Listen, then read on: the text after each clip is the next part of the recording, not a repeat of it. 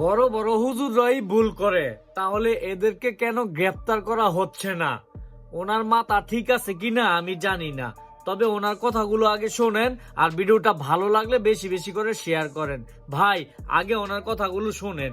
যদি বলেন এটি মামলাযোগ্য অপরাধ, তাহলে এর চেয়ে বড় বড় অপরাধ কথিত মাওলানারা করে বসে আছেন। আমি দেখলাম ইউটিউবের মধ্যে একজন মাওলানা বলতেছে, আমির হামজা, আমি কোরআনের 52 জায়গায় ভুল পেয়েছি। নাউজুবিল্লাহ, নাউজুবিল্লাহ। তাকে কেন আইনের আওতায় আনা হলো না?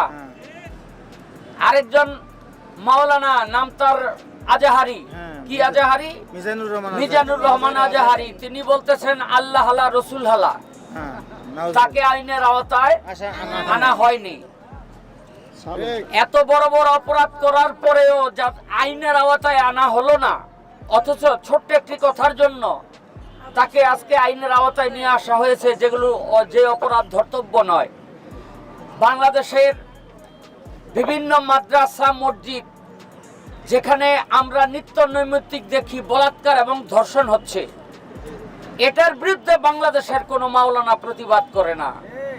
আমি বলবো এরা কথিত মাওলানা, এরা একটা চক্র, যারা ইহুদি খ্রিস্টানদের দালাল। এরা কখনো ইসলামের কেউ না, এরা ইসলামের কেউ না। ইসলামের সাইনবোর্ড লাগাইয়া ধর্ম ব্যবসায়ী, তারা ধর্মকে পুঁজি করে পয়সা কামাচ্ছে।